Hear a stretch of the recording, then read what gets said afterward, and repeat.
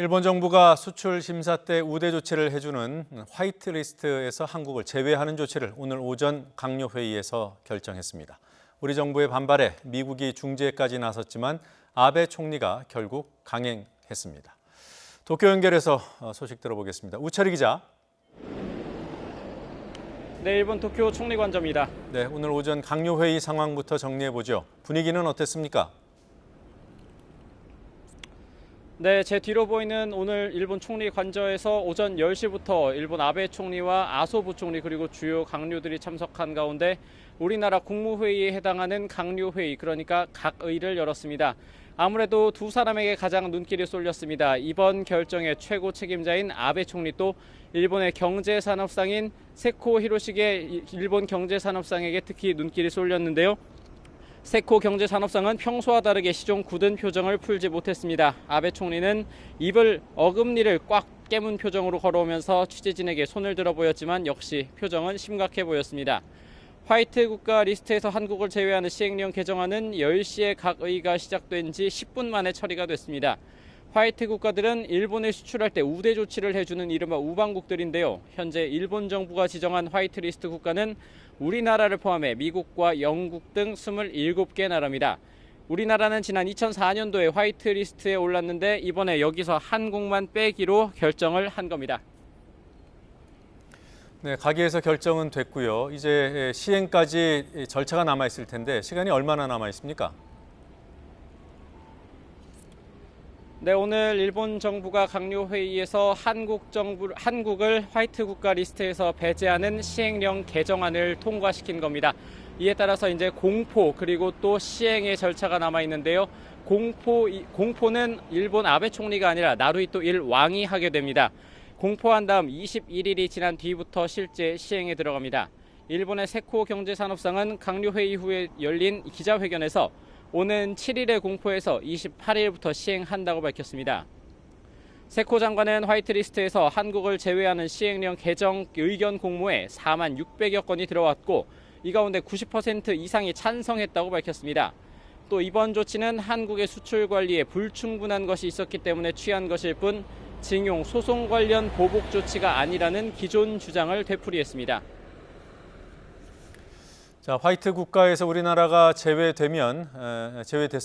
그러면 우리 기업은 어떤 피해를 입게 되는 겁니까? 네, 일본의 화이트 국가라는 것은 한마디로 우방국을 의미합니다. 이 화이트 국가로 지정이 되면 수출을 할 때 수출 심사 조치를 간편하게 해주는 우대 조치가 있는데요. 한마디로 화이트 국가에서 배제가 되면 이 수출 우대 조치를 받지 못하게 됩니다. 대상 품목은 1,100여 개 정도가 됩니다.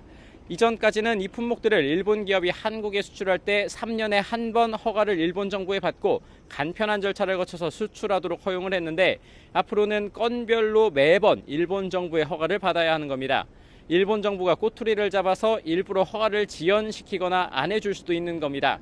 그렇기 때문에 일본 수입 의존도가 높은 우리 기업들이 일본 정부의 결정에 따라 피해를 입을 수도 있게 되는 겁니다. 1,100여 개 중에 80여 개 품목 정도가 특히 일본 수입 의존도가 높은 것으로 전해졌습니다. 반도체 소재 부품 장비나 석유 화학 제품, 또 공작 기계 등이 대표적입니다. 만일 일본 정부가 우리 기업에 타격을 주기 위해 이런 제품들의 수출을 일부러 지연시키거나 아예 수출 허가를 내주지 않으면 우리 기업의 피해가 클 수밖에 없습니다. 물론 그 과정에서 물건을 팔아야 하는 일본 기업의 피해도 있기는 합니다. 한마디로 일본 정부가 수출 제도를 바꿔서, 즉 화이트 국가에서 한국을 제외하면서 우리 기업이나 경제를 쥐고 흔들게 되는 겁니다. 네, 물론 앞으로 일본 정부가 모든 품목을 개별 허가 대상으로 지정할지 여부를 지켜봐야 되기 때문에 추후 조치도 지켜봐야 될 것 같고요. 일본 정부 이런 조치로 심각한 일본 한일 관계가 더 심각할 것 같아요. 어떻게 보십니까? 네, 아무래도 우리나라 정부 특히 총력을 다해서 이번 화이트 국가에서 배제되지 않도록 정말 대응을 해왔습니다. 그리고 민간 경제단체도 일본 정부에 의견서를 보내는 등 꼭 화이트 리스트에서 배제되지 않도록 상당한 노력을 기울여왔습니다. 앞서 그제죠, 우리 국회 대표단이 의회 외교 차원에서 이곳 일본 도쿄를 방문해서 의회 외교를 벌이면서 화이트 리스트에서 배제되지 않도록 역시 노력을 기울이기도 했지만 성과는 사실상 없었습니다.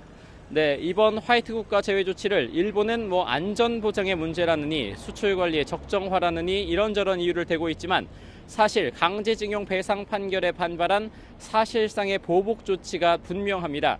지난달 1일 반도체 소재 등 3개 품목에 대해 수출 제재를 내린 데 이어 2차 보복인 셈입니다. 이와 관련해 교도통신은 아베 내각이 화이트 국가에서 한국을 빼는 결정을 단행한 배경에는 징용 배상 문제 등과 관련해 문재인 정부의 대응을 기대할 수 없다는 판단이 깔려 있다고 보도했습니다. 또 아베 내각이 일본 국내 여론과 미국 정부의 이해를 얻을 수도 있다고 본 것이라고 분석했습니다. 하지만 징용 문제 등을 둘러싸고 대립이 커진 한일 관계가 한층 악화할 것이 확실하다면서 이런 상황이 한미일 결속을 약화시키고 지역 불안정을 조장하는 위험을 키울 수도 있다고 우려했습니다. 아무래도 안 그래도 좋았던 한일 관계가 이번 화이트리스트 배제 결정으로 더욱더 최악으로 치달을 전망입니다. 지금까지 일본 도쿄 총리관저에서 YTN 우철입니다.